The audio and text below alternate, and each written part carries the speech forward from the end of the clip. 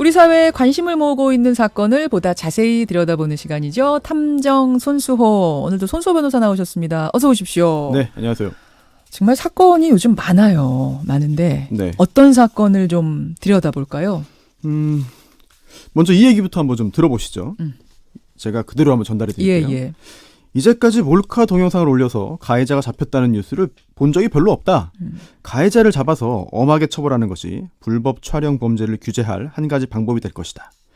피해자에게는 평생 명예가 돼서 피해자는 그렇게 살아야 하는 고통을 받을 텐데 가해자가 벌금 얼마 내고 나온다는 건 좀 아닌 것 같다.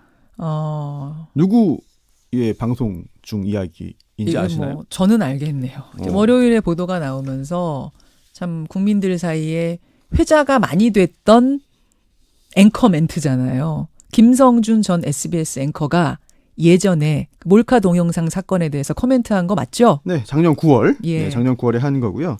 이제 불법 촬영 범죄라는 용어를 많이 쓰기도 하는데 또 전달상의 편의를 위해서 이제 몰카라는 그런 신조어를 중간중간에 섞어서 사용을 하겠습니다. 그 사건을 듣고가 실명을 듣고 이게 진짠가? 너무 의외다. 많이들 놀라셨어요. 연예인을 비롯한 유명인들, 그리고 또 사회 지도층으로 불리는 사람들, 이런 사람들의 몰카 범죄가 계속 나오고 있죠. 예. 참 부러울 거 하나 없는 그런 사람들이 왜 그런 일을 한 것인지 이해할 수 없다라는 그런 여론이 있습니다. 맞습니다. 오늘은 그런 이유를 좀 분석을 해보려고 하는데요. 사회 지도층 몰카 범죄가 많아요. 실제로 그렇게? 많아 보이기도 하는 거죠. 한번 좀 유명한 사건부터 좀 확인을 해보죠. 그러죠. 전직도 아닌 현직 판사의 지하철 몰카 사건. 기억나요. 예. 심지어 현역 국회의원 아들이었죠. 네, 판사가 지하철에서 몰래 여성의 신체 일부를 사진 찍다가 붙잡힌 거예요. 예.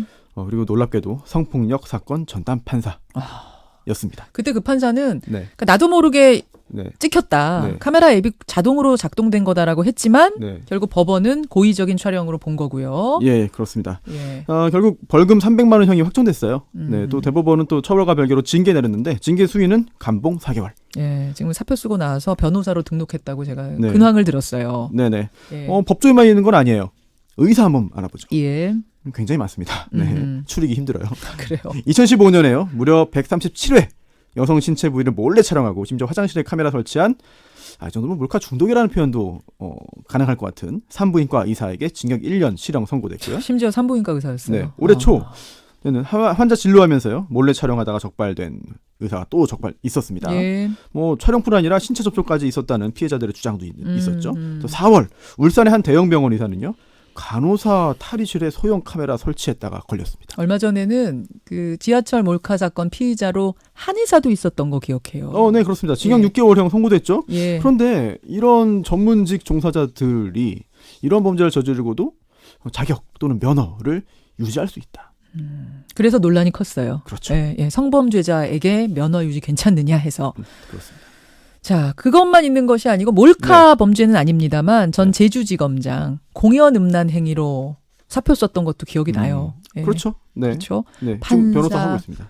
그래요? 네. 예. 판사, 검사, 의사, 이번에는 유명 방송인까지 생각해보니까 이런 일이 참 많았던 건데 네. 왜 이런 일이 자꾸 반복되는가 그 이유를 분석해 보신다는 거죠? 그렇죠. 예, 그럼 다시 앵커 사건으로 좀 돌아와 보겠습니다. 어떻게 된 사건이에요?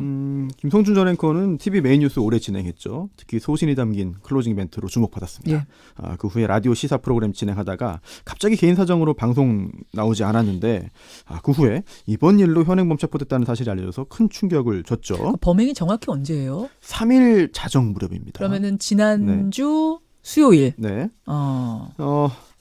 서울에 있는 한 지하철역 환승 통로에서요. 짧은 치마 차림을 한 여성의 하체를 몰래 촬영하다가 이 장면을 목격한 시민들에게 붙잡혔어요. 근데 이 하체 촬영이니까 멀리서 하체를 찍은 게 아니라는 거잖아요. 누가 봐도 확실하게 이 치마 속을 찍었구나라고 느껴질 만한 그런 사진이었다는 거잖아요. 네, 그래서 붙잡혔고요. 그런데 이제 시민들이 경찰에 신고하는 사이에 김 앵커가 도망쳤습니다. 추격전이 벌어졌겠군요. 네, 지하철 출구 근처까지 도망갔지만 이제 신고받고 출동한 경찰에게 체포된 건데요. 처음에는 부인했어요. 네, 하지만 김 전 앵커의 스마트폰에서 해당 여성을 촬영한 사진이 나왔고 결국은 범행 사실을 인정할 수밖에 없었습니다. 술에 취해서 실수했다고 진술했습니다. 술에 취해서 실수했다. 또 술 탓입니까? 근데 여기서 그치는 게 아니라 디지털 포렌식까지 한다면서 핸드폰. 네, 그렇습니다. 이 스마트폰에 어떤 자료가 담겨 있는지 또 과거에 저장되었다가 지워진 것은 무엇인지 등등을 확인하는 절차인데요. 예. 우선 여죄가 있는지 여부를 밝혀야 돼요. 그렇죠. 이번이 처음이 아니라면 그동안 얼마나 오랫동안 이런 일이 있었는지 확인해야 처벌 수위 판단 가능한 그렇죠. 거거든요. 그렇죠. 또 범죄가 있으면 처벌하는 게 마땅하니까. 또 피해자가 누구인지 최대한 파악해서 또 알려주는 절차도 필요합니다. 예. 그리고 이게 길에서 우연히 만난 사람들만 범행 대상으로 택한 것인지 아니면 뭐 상상입니다만 혹시 그동안 직장 동료는 대상으로 삼지 않았을까? 그러니까 주변인들, 그렇습니다. 지인들. 네. 벌써 이제 그날 찍은 것 외에 문제될 만한 사진들이 더 발견됐다는 이야기가 흘러나오고 있거든요. 확인이 필요한 부분이죠. 네.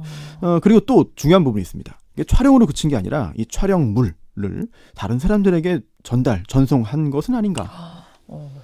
네. 몰카를 찍어가지고 유포까지 하면은 그건 범죄가 더 커지는 거 아니에요? 별개의 범죄입니다. 촬영으로 그치는 게 아니라 그러한 촬영물을 또 다른 사람들에게 줬다면 이거는 별개의 또 다른 범죄가 되는 것이기 때문에 확인을 해야죠. 그렇죠. 예. 디지털 포렌식 결과에 따라서는 이게 지금보다 더 큰 사건으로 번질 가능성도 배제할 수가 없는데 어쨌든 김성준 전 앵커 사표 제출했습니다. 네. 개인 사정을 이유로 방송에 불참하면서 저 회사나 제작진에게 이유를 설명하지 않고 있다가 사표를 냈는데요. 이제 방송사 사장이 즉각 사표를 수리했고 라디오 프로그램도 폐지됐죠. 그러니까 7월 3일 밤에 일이 벌어지고 7월 4일부터 방송을 안 한 건데 회사에다가 이유를 설명 안 한 거예요? 뭐 개인 사정으로만 얘기한 거죠. 그러면 이거 방송국도 그렇고 함께 프로그램 만들던 제작진들, 출연진들은 무슨 죄입니까? 그렇죠. 프로그램이 폐지되면서 여러 사람이 이제 함께 피해를 입게 되는 상황인데 하지만 또 사표 수리한 것 자체에 대한 비판도 있어요. 특히 언론 관련 시민단체들이 연대 성명을 냈는데요. 문제가 생기니까 바로 선긋기하고 꼬리 자르게 한 거 아니냐. 회사 명예 실추시키고 언론 보도에 신뢰를 깎아내린 책임을 묻고 그에 따르는 징계를 고민해야 하는 것이 아닌가. 징계를 하고 사표 수리를 할지 말지 결정해야 되는데 먼저 사표부터 수리해버리면 그래야지 전이 붙으니까 그런 거 아니냐는 비판이군요. 왜냐하면 사표 수리하는 것 자체가 굉장히 강한 회사 측의 엄격한 처분으로 판단되는 부분도 있지만 어찌 보면은 이 사건은 이제 SBS와 관련이 없다. 이런 이미지를 주기 위한 노력일 수도 있는 것이죠. 그러니까 해고를 했어야 된다 이런 거네요. 시민단체 주장은. 뭐 적당한 징계 절차가 이루어지는 것이 마땅하다는 그런 주장을 한 거죠. 아이고. 예, 이제 이렇게 된 사건입니다. 사실 김성준 전 기자 같은 경우에는 그동안 쌓아올린 걸 다 잃었고 앞으로 언론계에서 활동하는 건 사실상 불가능해진 거잖아요. 뭐 개인 방송 아니고선 힘들 것 같습니다. 그렇죠. 근데 비슷한 범죄 저지르고도 잘 사는 고위공직자들, 이른바 엘리트층들도 많지 않습니까? 그렇죠. 네, 버젓이 잘 사는 것으로 보이고 또 그런 지적들도 많이 있습니다. 특히 처벌이 약한 부분도 지적을 받고 있어요. 뭐 차차 설명하겠지만 그런 부분도 이런 몰카 범죄가 자꾸 계속해서 벌어지는 이유와도 관련이 있을 겁니다. 자, 이제 이런 얘기들을 해요. 사실은 이제 뭐 이번 건뿐만 아니라 전에 의사 사건, 판사 사건 다 나올 때마다 항상 많은 분들이 질문하는 게 어제도 댓글창에 이 사건과 관련해서 가장 많이 달린 게 도대체 왜?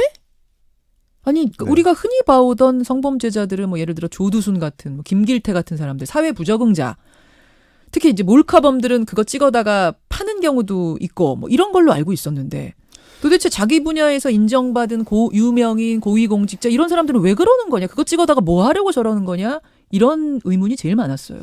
그렇다 보니까 많은 범죄학자 또는 의사들이 이번 사건이나 또는 현직 판사 사건 등에 대해서 성도착증인 경우가 많다는 설명을 붙이는데요. 경이다. 성도착증이다. 물론 그 정도 수준에 미치지 않는 경우도 많이 있어요.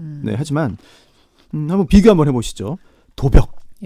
도벽이 있는 사람들이 실제로 물질적으로 크게 부족하지 않은 상황에서 정말 그 물건이 생존에 꼭 필요하지 않음에도 불구하고 충동에 의해서 어떤 충동을 이기지 못해서 무언가를 훔치는 거잖아요. 그 자체가 정신질환으로 분석되기도 하는 거고 뭐 비슷하지 않나 싶습니다.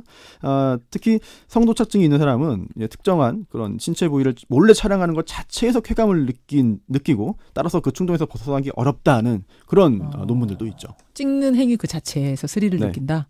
그렇습니다. 뭐 여러 가지 경우가 다 있어요. 그래서 한 가지로 분석하는 게 쉽지는 않습니다만 굳이 그 촬영물을 뭐 판매하거나 또는 누군가에게 과시하거나 아니면 협박수단으로 쓰거나 또는 나중에 꺼내보아서 다시 성적인 욕구를 충족시키거나 이런 후속적인 목적이 있는 경우가 아니더라도 촬영 자체를 즐기거나 또는 촬영 당시의 스릴을 즐기는 경우도 있다는 거죠.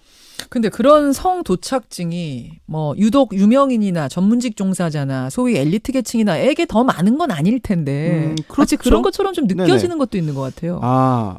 동굴우상이라는 그런 용어가 있죠. 동굴우상이 뭡니까? 자기가 속해 있는 그런 환경에 따라서 판단하는 그런 오류예요. 논리적인 오류를 말하는 거예요. 예. 그 의미는 유명인이나 전문직 종사자의 몰카 사건이 더 화제가 되고 더 보도가 많이 되기 때문에 더 충격적이기 때문에 예. 대중들이 실제보다 더 많다고 느끼는 건 아닌가 싶기도 합니다. 그러면 일반인 몰카 사건도 똑같이 네. 많은데 그거는 보도가 좀 덜 되니까. 그렇습니다. 경찰청 통계 자료를 한번 보죠. 예. 2016년부터 2018년까지 3년 동안 무려 17,500건이 넘습니다. 3년 동안 네네. 17,500건이요? 하루 평균으로 나눠보면 하루 평균으로 조사해보면 예. 17건. 그런데 이게 실제로 적발된 것만 경찰 통계에 잡힌 것만 그렇죠, 말하는 그렇죠. 거거든요. 그리고 지금 이게 몰카만 해도 이렇다는 얘기예요? 그렇습니다. 예. 그러니까 굉장히 많아요. 네. 그러니까 이게 뭐 질문을 바꿔야겠네요. 사회적 지위 고하를 막론하고 성 도착증으로 인한 몰카 범죄가 왜 이렇게 많은 것인가로 질문을 바꿔야겠네요. 그렇습니다. 네. 굉장히 많은데 사실 그 이유를 하나로 짚어서 말씀드리는 건 쉽지가 않습니다. 그리고 또 처벌 수위를 아까 말씀드렸잖아요. 예. 혹시 처벌 수위가 너무 낮기 때문이 아닌가 이런 생각도 할 수 있겠는데요. 그런 얘기가 많이 나와요, 지금. 네네. 물론 엄벌이 능사는 아니에요. 엄벌할 때마다 엄벌에 처하면 범죄가 사라진다고 가정한다면 중국에서는 이미 마약 범죄 없어져야 됩니다. 그러네요. 네, 사형이니까. 사형이니까. 네. 하지만 그렇지는 않거든요. 예, 굉장히 예. 복잡한 요소들이 작용합니다. 대법원 양형위원회 자료를 보면요. 최근 5년 동안 재판에 넘겨진 불법 촬영 범죄가 약 5,700건입니다. 전체 사건의 5분의 1 정도예요. 그러니까, 재판으로 넘겨진 네네. 게? 그러니까 80%는 경찰까지 갔지만 재판으로 안 간다는 얘기입니다. 그리고 재판으로 간 건을 따져보면 예. 실형 선고된 경우는 약 5% 정도에 불과한 거죠. 그나마 이제 작년에 몰카범죄 처벌을 강화하자는 그런 움직임이 일어서인지는 모르겠지만 처음으로 8%를 넘었습니다. 그러면은 뭐 그건 맞는 아니겠지만 이유가 네. 처벌 수위가 약한 것도 분명 범죄가 늘어나는데 한몫하고 있다라고 보시는 겁니까? 그런 작용을 한 것 같아요. 물론 특정 유형 범죄의 발생 또는 범죄 발생 증가에 어떤 한 가지 요인만 작용하는 건 아니잖아요. 네. 다양한 요소가 작용하기 때문에 이제 처벌 수위가 낮다는 것이 유일한 문제는 아닙니다. 다만 재범률을 좀 따져봐야 될 것 같은데요. 예. 특히 이런 그 몰카 범죄, 즉 예. 불법 촬영 범죄의 재범률이 유독 높아요. 한국 여성 변호사회의 자료를 보면은요. 예. 2011년부터 2016년까지 5년 동안 범죄 판례를 분석했어요. 형사 판례를. 그런데 불법 촬영 범죄 재범률이 무려 53.8%. 한 번 적발이 된 사람이 또 한다고요? 네. 53.8%. 절반 이상이? 한 번 이 범죄를 한 사람이 또 한다는 건 아니고 그 수치는 훨씬 높을 거예요. 예. 한 번 처벌받은 사람이 또 한 수치죠. 그러니까요. 네. 그리고 또 어떤 현직 판사도 또 조사했거든요. 그 조사에 따르면 높네요. 재범률이 3분의 1을 넘었다. 즉 낮은 처벌 수위가 높은 재범률에 영향을 준 것이 아닌가. 이렇게 생각합니다. 그럼 법 개정해야죠. 법은 이미 엄격해요. 엄격하다고요? 네, 이미 엄격합니다. 아니 법은 엄격한데 처벌이 낮다는 게 무슨 말이에요? 성폭력 범죄 처벌에 관한 특례법, 성폭법상 카메라 등 이용 촬영죄의 법정형은요. 5년 이하 징역 또는 3천만 원 이하 벌금이에요. 예. 네. 그러니까 이렇게 네. 돼 있지만 실제 처벌이 거기에 못 미치고 있다는 얘기입니까? 그렇죠. 뭐 법정형의 의미가 그런 것이기 때문이고 또한 양형 기준도 있고 또 이제 여러 가지 양형 요소를 고려해서 실제로 형량이 결정되는 건데 너무 처벌 수위가 낮은 거 아니냐라는 비판이 나오고 있고요. 또 그뿐만 아니라 법원이 이런 그 불법 촬영 처벌 범위를 너무 좁게 보는 거 아니냐 이런 비판도 있습니다. 너무 좁게 본다? 전신을 찍은 경우와 예. 혹시 뭐 가슴, 다리, 엉덩이, 뭐 발목 이런 신체 특정 부위를 촬영한 경우 양쪽으로 두 개로 나눌 경우에 예. 특정 부위를 촬영한 경우에는 이게 유죄 판결이 나오고 예. 전신을 촬영한 경우에는 무죄다라는 판결이 나오고 있거든요. 잠깐만요. 그러니까 특정 부위를 찍으면 유죄, 네. 전신을 찍으면 무죄. 네. 전신 찍으면 성범죄가 아니다. 수치감을 느꼈어도 그런 판례가 있어요. 왜냐하면 이 법 조문 처벌 규정을 보면은요, 성적 욕망 또는 수치심을 유발할 수 있는 다른 사람의 신체를 동의 없이 촬영해야 되는데 그러면 촬영 대상이 어디냐? 성적 욕망 또는 수치심을 유발할 수 있는 부분이냐. 성적 욕망 및 수치심을 유발할 수 있는 부위를 찍어야 되는 거다. 하다 보니까 굉장히 좁아진다. 네, 그래서 이 대법원 판결까지 갔어요. 그래서 이 피해자와 같은 연령대의 일반적 사람의 입장에서 고려하되 뭐 피해자의 옷차림, 노출 정도, 촬영자의 의도, 각도, 신체 특정 부위 부각 여부 등을 종합적으로 고려해야 한다라고 한 것이죠. 제가 여기서 이의를 하나 제기하자면 요즘 네. 카메라 성능이 얼마나 좋습니까? 굉장히 좋습니다. 전신 찍어가지고 쭉 당길 수도 네. 있어요. 그렇죠. 그렇죠? 네. 그런 거는 법이 안 따라오는 겁니까? 그 부분을 처벌하기 위해서는 좀 법이 항상 사회 현상을 뒤따라가는 측면이 있거든요. 네, 앞서가는 경우보다 적절한 그런 후속 조치가 필요하겠죠. 그러네요. 그러니까 뭐 적발돼도 벌금 조금 내면 돼라는 게 있다 보니까 재범률이 계속 늘어나는 게 아닌가. 저는 사실 그런 생각도 좀 드네요. 또 게다가 최근에요. 한 대형 온라인 쇼핑몰에서 초소형 카메라를 판매했어요. 판매할 수는 있어요. 현재 법상. 그런데 광고하면서 문구가 몰래 카메라였습니다. 맞아요. 네, 이거는 맞아요. 좀 조장하는 거 아닌가. 이거 논란이 크게 됐었어요. 네네. 그리고 또 일부 극단적인 페미니즘 커뮤니티에서는요, 여성을 상대로 하는 몰카 범죄에 대응한다면서 이게 불특정 다수 남성을 또 불법으로 촬영해서 자랑스럽게 게시하는 게 유행하기도 했거든요. 이 불법 촬영이 중대한 범죄라는 인식이 부족하기 때문이 아닌가 싶습니다. 사회적 인식 개선이 돼야 되고 처벌 강화도 동시에 필요하고. 네, 처벌 강화만으로 해결되는 건 아니거든요. 인식이 변해야 됩니다. 또 방송에서도 노력을 해야 하고요. 또 요즘엔 어린 아이들도 스마트폰 많이 사용하거든요. 맞아요. 스마트폰이 범죄에 쓸 수도 있다. 내가 하는 행위가 사회적으로 용인 안 될 수도 있다라는 점을 어린 아이에게 교육. 네, 어린 나이 때부터 좀 교육을 받아야 할 필요가 있겠죠. 예. 화제가 되고 있는 김성준 전 SBS 앵커 사건부터 시작해서 이른바 몰카 범죄 쭉 한번 훑어봤습니다. 수고하셨습니다. 네. 김현정의 뉴스쇼는 청취자 여러분의 참여로 이루어집니다. 트위터, 페이스북, 레인보우 게시판, 그리고 단문 50원, 장문 100원의 유료 문자 샵 1212, 우물정 1212 통해 참여하실 수 있습니다. 김현정의 뉴스쇼, 여러분과 함께 만듭니다.